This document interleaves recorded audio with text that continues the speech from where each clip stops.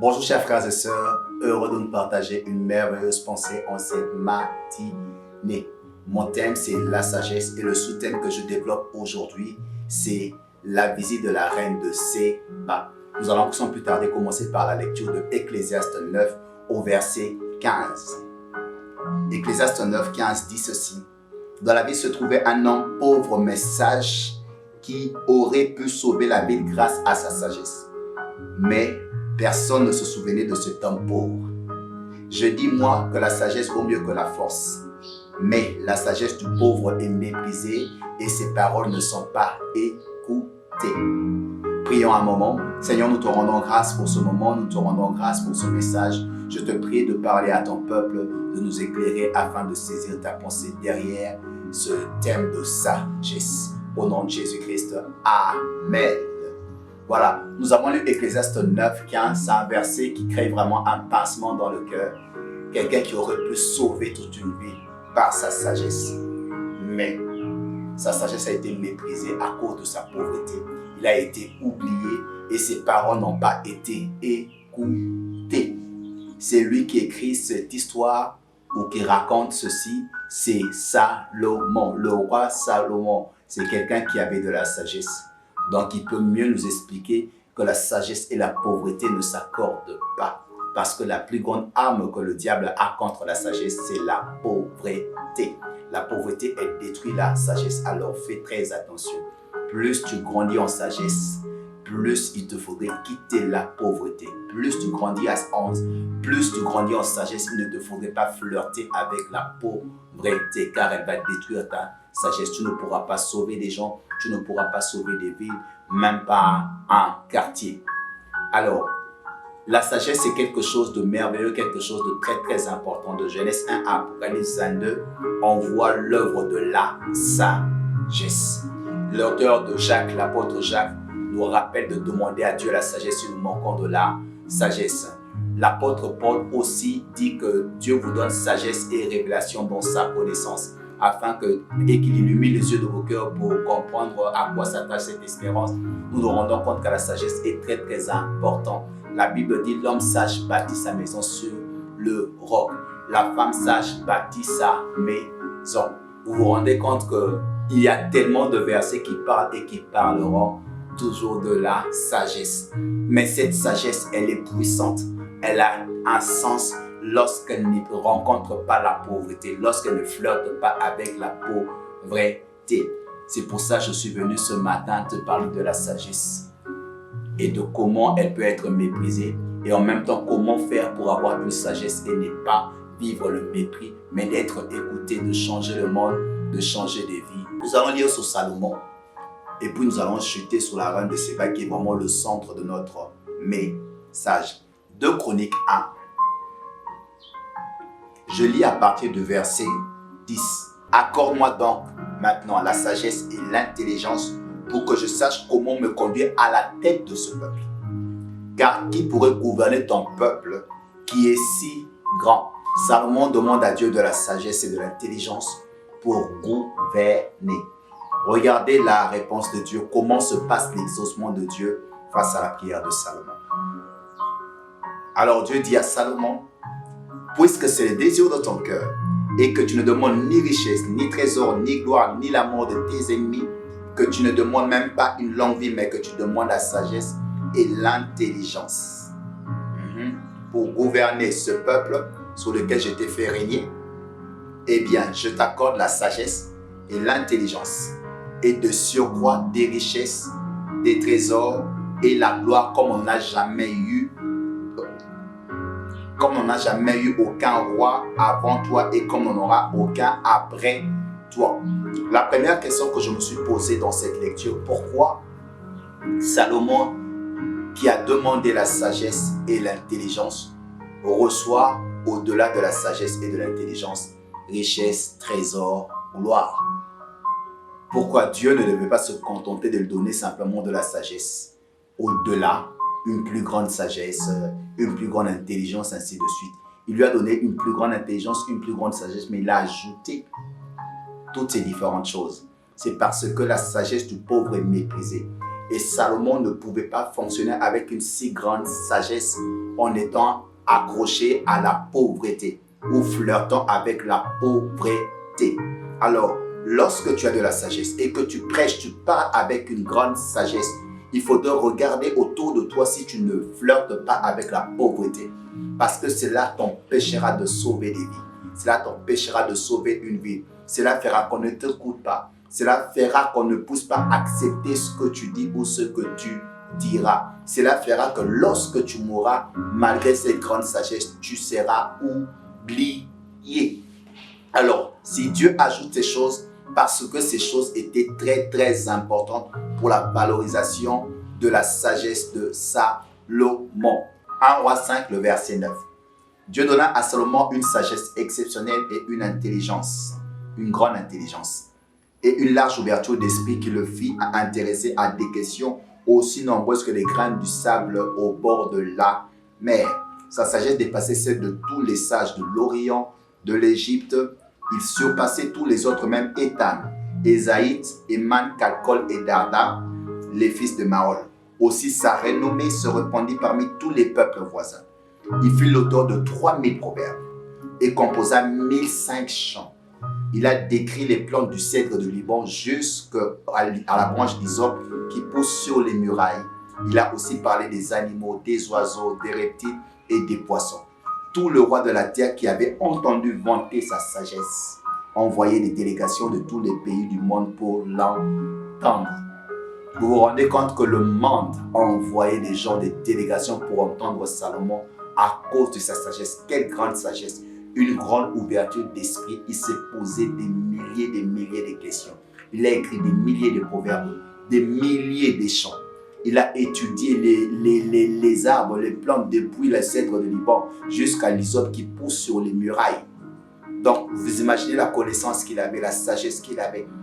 Et aussi, au-delà de cela, on dit qu'il a parlé des animaux, les oiseaux, les reptiles, les poissons, donc toutes ces choses. Imaginez un peu cette grande sagesse. Comment tout le monde aurait le plaisir de l'écouter, même si Salomon était pauvre. Malgré toute cette connaissance, malgré toute cette sagesse, malgré tout ce bagage intellectuel, spirituel, il allait mourir sans que personne se souvienne de lui. Il allait finir sa vie sans avoir sauvé qui que ce soit, parce qu'il ne serait pas écouté. Alors, comme je disais, mon sujet c'est la reine de Séba. Ce n'était qu'une introduction pour comprendre que la sagesse ne flirte pas avec la pauvreté. Alors, relisons sur la visite de la reine de Séba. Et je veux que pendant que nous parlons de la reine de Séba, que tu essaies de te poser la question si la reine de Séba ou la reine de Saba te visitait. Ça se passerait comme avec Salomon ou ça sera tout le contraire.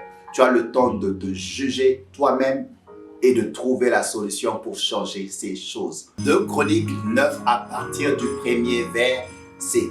La reine de Saba, ayant entendu parler de la réputation que Salomon avait acquise, vint à Jérusalem pour éprouver sa sagesse en lui posant des questions difficiles.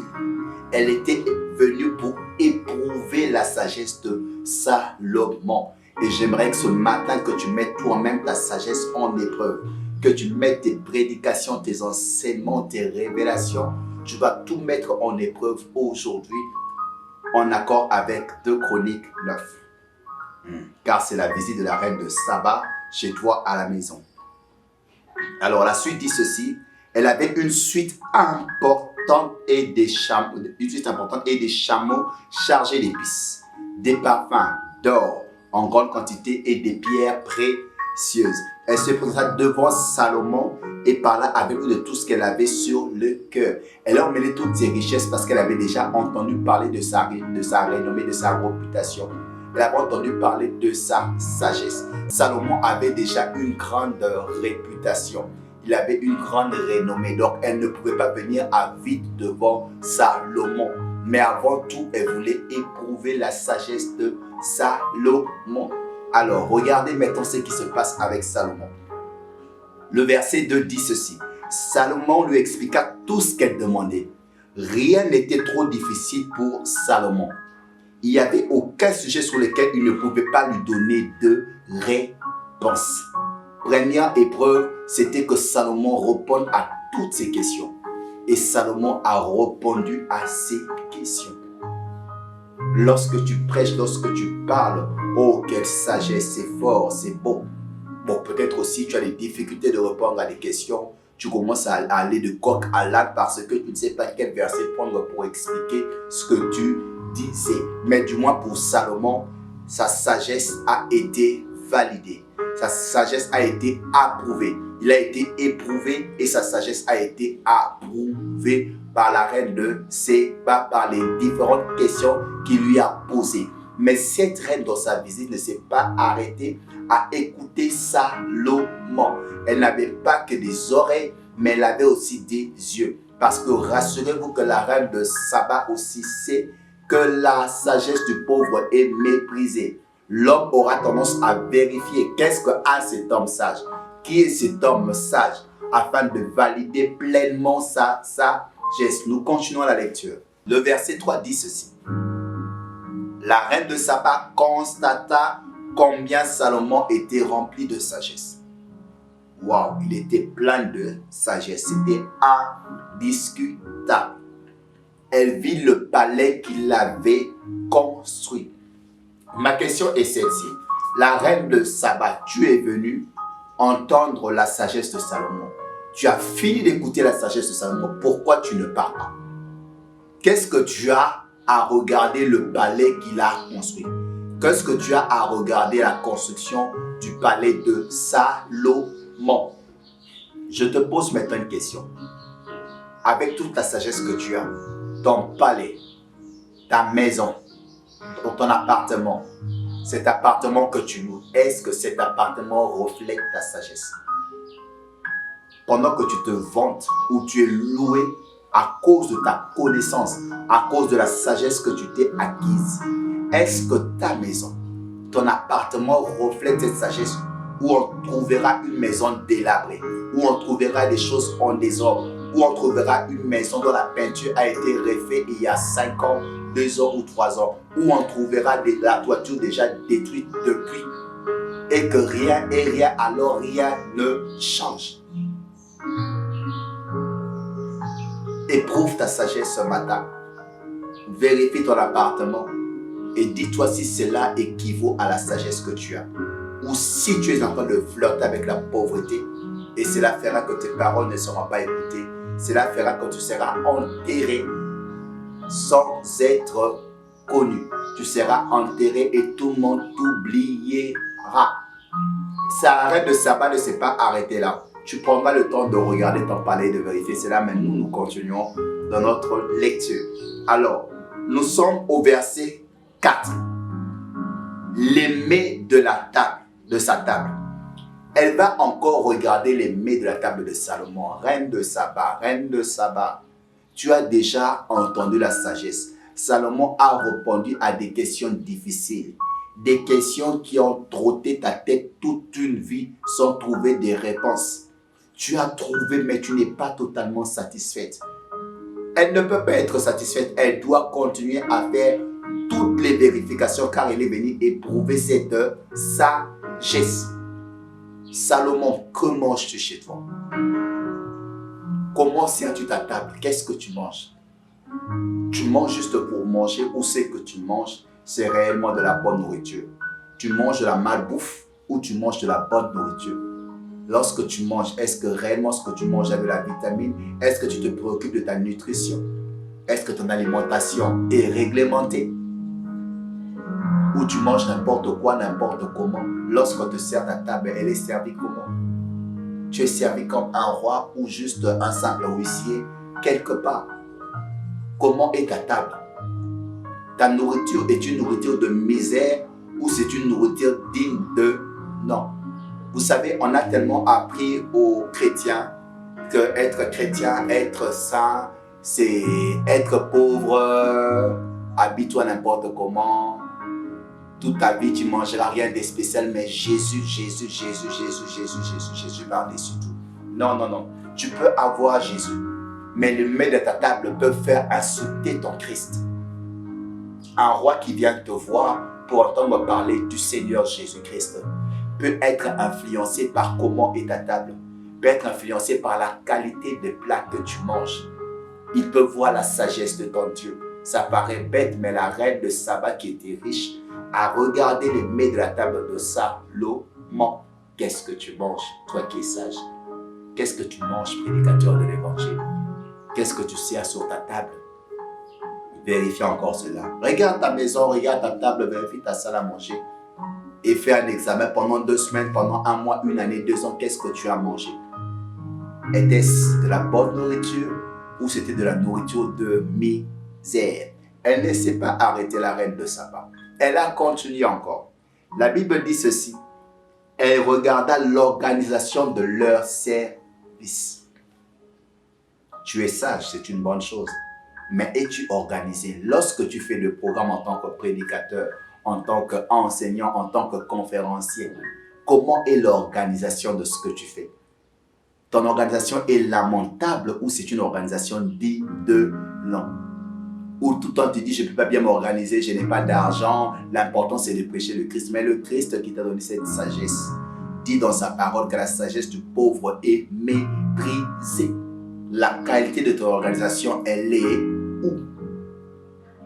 Tu fais un programme, les rideaux qui pendent, tu fais un programme, les micros qui sautent, tu fais un programme, les micros qui sifflent, tu fais un programme, il manque de baffles, il fait un programme, je ne sais pas moi, le clavieriste n'est pas encore arrivé, tu fais un programme, ceci, c'est là, tu n'as pas bien préparé ton message, mais finalement, c'est quoi cette organisation? Tu fais un programme, les protocoles ne savent pas recevoir les gens, et tant d'autres choses, et ainsi de suite. Ce n'est pas de la sagesse, c'est de la honte. Cher homme de Dieu, cher chrétien, la sagesse exige l'organisation, une organisation de qualité.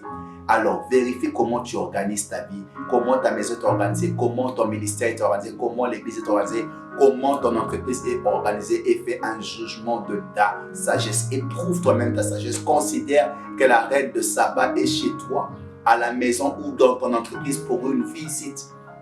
Elle ne s'est pas aussi arrêtée à ça, elle a continué. La Bible me dit, elle regarda aussi ceux qui servaient à manger et à boire et leur tenue. Elle a regardé la tenue de ceux qui servaient à manger et de ceux qui servaient à boire. Mais reine de Saba, je suis sage, j'ai un grand palais. Pourquoi tu te préoccupes de la qualité de ceux qui me font à manger, de ceux qui me donnent à boire? Pourquoi tu te préoccupes de leur tenue? Si c'est important, tes serviteurs ne peuvent pas s'habiller n'importe comment. On doit sentir ta sagesse même lorsqu'on regarde tes serviteurs. Homme de Dieu, tu es pasteur, tu es prophète, tu es apôtre, docteur, évangéliste. Tu prêches la parole de Dieu, tu es très bien habillé. Pourquoi y a-t-il un si grand écart entre toi et ton interprète? Pourquoi y a-t-il un si grand écart entre toi et ton pasteur assistant? Tu roules carrosse, tu as plus de 4 voitures et ton assistant n'a même pas un vélo. Et nous pensons que c'est de la sagesse. Si la reine de Séba arrivait chez toi, il serait déçu de ta sagesse.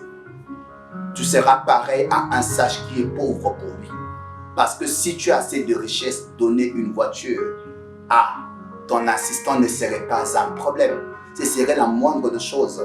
La gloire d'un roi, c'est ce qui l'entoure. Ce n'est pas d'abord lui-même. C'est ainsi qu'avant d'arriver devant Dieu, avant d'arriver au trône de Dieu, tu vas traverser des pierres précieuses, une mer en cristal. Tu vas traverser des êtres glorieux, des 24 veillards déjà assis d'ailleurs sur le trône, les 4 êtres vivants, des anges, des êtres spéciaux et une maison prête à te couper le souffle. Et lorsque tu vois toutes ces choses, déjà tu sais vers qui tu vas. Et quand tu arriveras devant Dieu, tu ne peux que écouter ce qu'il te dira parce que sa richesse t'a permis de comprendre en face de qui tu es. Mais lorsqu'on se rapproche de toi, il n'y a que toi qui reflète la richesse. Ceux qui t'entourent reflètent la pauvreté. C'est-à-dire que tu flirtes toujours avec la pauvreté homme de Dieu. Ce n'est pas de la sagesse. Tes choristes s'habillent comment? Comment sont les gens dans ton église? La Bible me dit dans l'église de Jérusalem, il n'y avait aucun indigent. Ils savaient partager afin qu'il n'y ait pas des indigents. Parce que la sagesse l'exige. Il y a encore un autre point. Avant que j'aille au dernier point, je vais revenir sur un point que j'avais oublié. On parle des logements de ses serviteurs. La reine de Saba a regardé le logement des serviteurs de Salomon. Ceux qui travaillent avec toi, ils habitent des bicoques. Ils habitent quel genre de maison? Ils habitent des maisons délabrées, ils habitent des maisons dignes de nom. On ne dit pas forcément qu'ils doivent avoir un grand palais comme toi, mais même le plus petit palais, la plus petite maison qu'ils ont, elle ressemble à quoi? La reine de Saba est allée vérifier le logement de ses serviteurs. Tous ceux qui t'entourent ont quel genre de logement? Y a-t-il un écart très remarquable entre toi et ceux qui te suivent? Tu te rends compte que la sagesse ne se limite pas à bien prêcher, à bien parler, à expliquer des révélations, mais à bâtir la richesse, à bâtir des trésors, à bâtir une vraie gloire. C'est-à-dire ta table, les logements de tes serviteurs, leur tenue, ton organisation, je ne sais pas moi, ceux qui te servent à manger, à boire, toutes ces choses-là. Et en tout dernier lieu, la reine de Saba va vérifier une chose. Il est dit, on est toujours au verset 4, et les holocaustes qu'il offrait dans le temple de l'Éternel. Elle aura le temps de vérifier ce que tu offres à Dieu. Tu te dis ça, tu expliques des grandes révélations. Mais lorsque tu donnes à Dieu, on sent que tu n'as pas la révélation sur le donné. Tu n'as pas une révélation profonde sur les offrandes. Tu donnes n'importe quoi à Dieu. Lorsque tu offres à ton frère, à ta soeur, on se rend compte que tu n'as pas une révélation sur comment offrir à Dieu. Pourquoi toi qui es riche, tu offriras à ton frère une chaussure usée? Pourquoi tu ne l'offrirais pas une chaussure qui est de qualité et qui répond aux normes de la sagesse? La sagesse, la sagesse, la sagesse. Lorsque David a voulu offrir à Dieu, un roi était prêt à lui donner des brebis, je crois des brebis, des moutons, tout ce qu'il faut pour des sacrifices. Il a dit, je ne donnerai pas à mon Dieu ce qu'il ne vaut pas. David reconnaissait qu'il avait un Dieu de qualité. Il n'offrait à Dieu que ce qui avait de qualité. La question que je pose dans nos églises en tant que serviteurs de Dieu, nous donnons à Dieu une musique de qualité ou nous donnons une musique circonstancielle? Tout ce que nous faisons à l'église, est-ce que ça reflète de la qualité? Lorsque nous chantons, les chantres que nous avons devant nous, ce sont des chantres de qualité. Les instrumentistes sont des instrumentistes de qualité. Ceux qui nous prêchent, ceux qui nous exhortent, ceux qui nous forment, ceux qui nous forgent, est-ce que ce sont des personnes de qualité? Qu'est-ce qu'on offre à Dieu? Dieu a besoin de la qualité. Alors je te prie, prends le temps de vérifier ta sagesse. Si tu prêches bien, gloire à Dieu. Tu réponds aux questions les plus difficiles, gloire à Dieu. Tu peux voir jusqu'au numéro de chaussures, gloire à Dieu. Mais je te prie, homme de Dieu, la sagesse t'appelle à éloigner la pauvreté. La sagesse t'appelle à ne pas flirter avec la pauvreté. Toi-même, ton palais doit avoir le reflet de la sagesse. Le logement de tes serviteurs, de même, la tenue de tes serviteurs, ta table, ce que tu manges doit refléter ta sagesse. Ceux qui t'entourent doivent refléter ta sagesse. Voici comment la reine de Saba va réagir face à la sagesse de Salomon, après avoir éprouvé Salomon. Elle dit au roi, c'est donc bien vrai ce que j'avais entendu à tes propos et de ta sagesse. Je ne croyais pas ce qu'on disait à ton sujet avant d'être venu ici et de l'avoir vu de mes propres yeux. Et voici que l'on ne m'a pas raconté la moitié de l'ampleur de ta sagesse. L'ampleur de la sagesse de Salomon, ce n'était pas simplement la capacité de répondre aux questions difficiles, d'examiner, de révéler des choses, mais c'était aussi comment était son palais, comment a-t-il construit son palais, comment étaient ses serviteurs, le logement de ses serviteurs, leur tenue, ce qui servait à boire, à manger, l'organisation, les offrandes offertes à Dieu. C'est ça l'ampleur de la sagesse de Salomon. Tu surpasses ce que j'avais entendu dire. Tu surpasses tout ce que j'avais entendu dire. Le verset c'est qu'ils en ont de la chance tous ceux qui t'entourent et qui sont toujours en ta présence. Ils en ont de la chance. C'est de la chance d'être près de ce sage Salomon. Parce que c'est un sage qui honore ceux qui l'entourent. C'est un sage qui ne se fait pas seulement à lui-même du bien. C'est un sage lorsqu'il y a des pauvres tout autour, ce pauvre deviendront riches. Ces pauvres seront transformés. Il redonne la qualité aux autres comme lui-même est un homme de qualité. De pouvoir profiter sans cesse de ta sagesse. Louer soit l'Éternel ton Dieu qui t'a témoigné sa faveur en te plaçant sur le trône afin que tu sois roi pour lui, l'Éternel ton Dieu.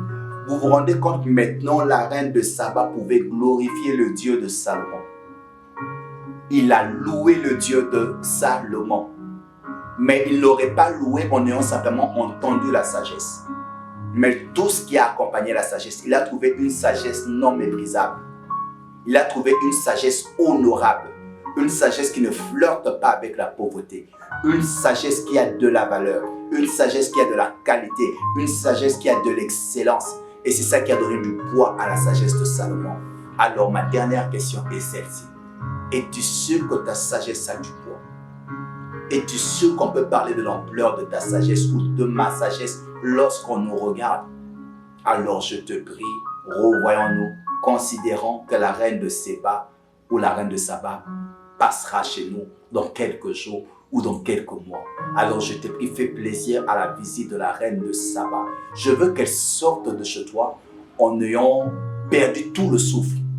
Que tu puisses couper le souffle à cette dame. Je veux qu'elle sorte de chez toi. Je veux que cette dame sorte de chez toi en étant éblouie de ta sagesse. Mets de l'ordre en tant que ministre de Dieu. Si tu es un pasteur, tu diriges un ministère, tu diriges une église, mets de l'ordre. Que ceux qui t'entourent reflètent ta sagesse. La musique que tu donnes, l'adoration, je ne sais pas moi, les offrandes, tout ce qui s'est fait dans l'œuvre de Dieu, soit une œuvre de qualité, de l'excellence, alors de l'excellence. L'œuvre de Dieu fait appel à l'excellence, à la qualité. Pensez souvent au trône de Dieu et à sa gloire pour avoir une idée de ce que nous devons être en étant sages. Que Dieu nous bénisse abondamment. C'était le message sur la visite de la reine de Saba. J'espère que tu as été béni, que Dieu te fasse encore et encore du bien, que Dieu t'aide ou que Dieu nous aide à pouvoir corriger ces choses, que nous arrêtons de flirter avec la pauvreté. Ce n'est pas de l'orgueil, mais c'est de la sagesse. Que Dieu nous bénisse abondamment. Amen.